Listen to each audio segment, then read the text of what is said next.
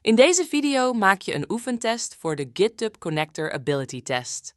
Deze test bestaat uit 3 onderdelen: cijferreeksen, matrixen en figuurreeksen. Bij elk onderdeel krijg je eerst een korte uitleg en een voorbeeld, zodat je weet wat je kunt verwachten. Daarna maak je per onderdeel een aantal vragen onder tijdsdruk. Zorg dat je pen en papier bij de hand hebt of gebruik je computer, tablet of smartphone om je antwoorden te noteren. De juiste antwoorden vind je in de beschrijving van deze video. Succes! Bij figuurreeksen zie je een reeks afbeeldingen die elkaar volgens een vast patroon opvolgen. Jouw taak is om te bepalen welk missende figuur logisch in de reeks past. Om de reeks op te lossen moet je het achterliggende patroon in de reeks ontdekken. Dit patroon kan bijvoorbeeld bestaan uit het draaien of spiegelen van bepaalde elementen of een verandering in positie, vorm of richting. Laten we beginnen met een voorbeeldvraag. Welke van de 5 antwoordopties past logisch op de plek van het vraagteken? Neem nu 30 seconden de tijd om het juiste antwoord te kiezen.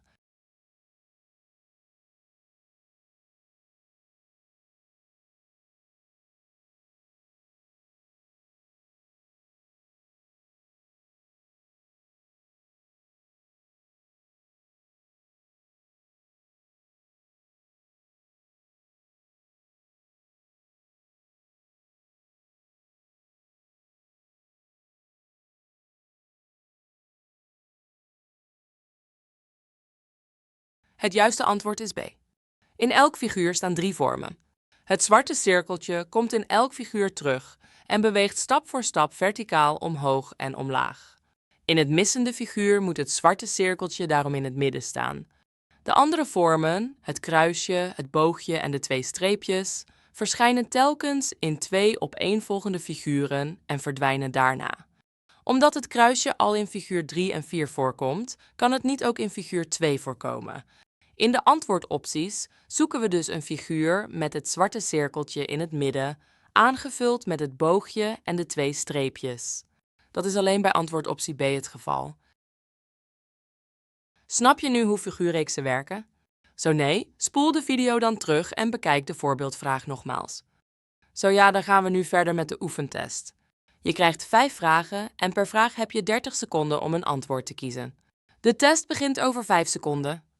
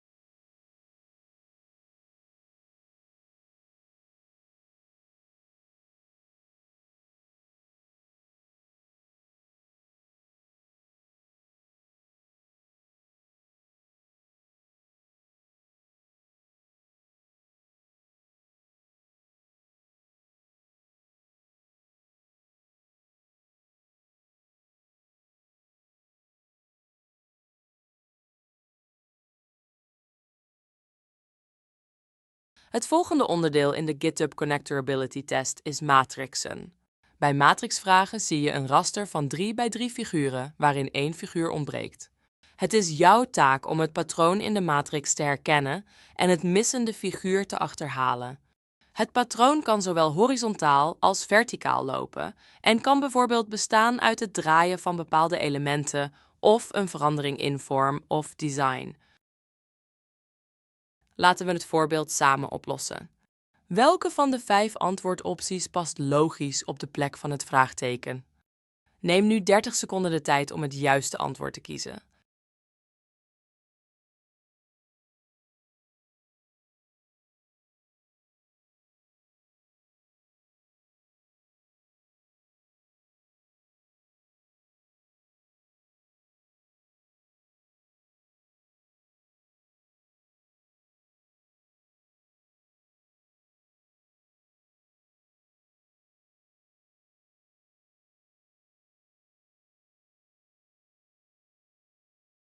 Het juiste antwoord is A. Horizontaal wordt er telkens 1 extra vorm verwijderd. Verticaal verandert de vorm van de elementen en komt er telkens 1 figuur bij. Als we vervolgens de antwoordopties bekijken en deze logica doorzetten, dan vallen B, C en D af, omdat ze het verkeerde aantal vormen bevatten. Ook optie E klopt niet, omdat daarin de onderste vormen zijn verwijderd, terwijl juist de bovenste vormen weg moeten. Daarom is optie A de enige juiste oplossing. We gaan nu verder met de oefentest voor het matrixenonderdeel. De test bestaat uit 3 vragen. Voor elke vraag krijg je 30 seconden de tijd. Ben je er klaar voor? Dan starten we over 5 seconden.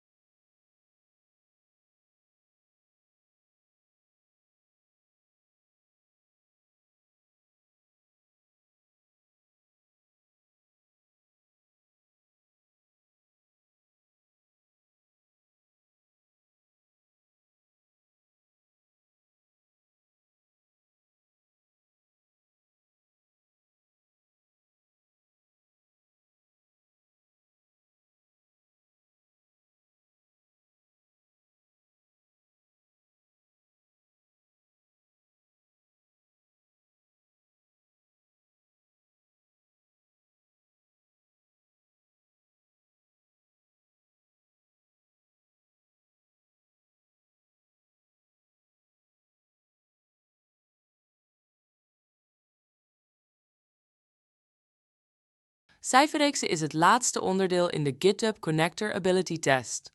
Je krijgt een reeks getallen waarin 1 of meerdere waarden ontbreken. Het is jouw taak om het patroon in de reeks te herkennen en het ontbrekende getal te bepalen. Veel voorkomende patronen zijn optellen of aftrekken, vermenigvuldigen of delen of een combinatie van bewerkingen. Soms wisselen de stappen om en om of vormen de verschillen tussen de getallen zelf een nieuwe reeks. Zie je het patroon niet meteen? Schrijf dan de verschillen tussen de getallen op. Dat helpt vaak om een onderliggend patroon te ontdekken. Laten we samen een voorbeeldvraag oplossen. Welke van de 4 antwoordopties past logisch op de plek van het vraagteken? Neem nu 30 seconden de tijd om het juiste antwoord te kiezen.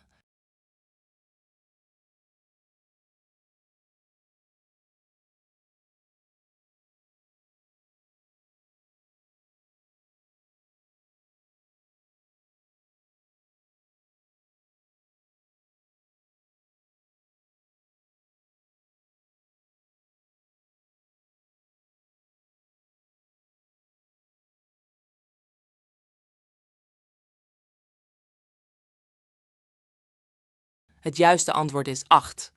In deze reeks kijk je naar de verschillen tussen de opeenvolgende getallen.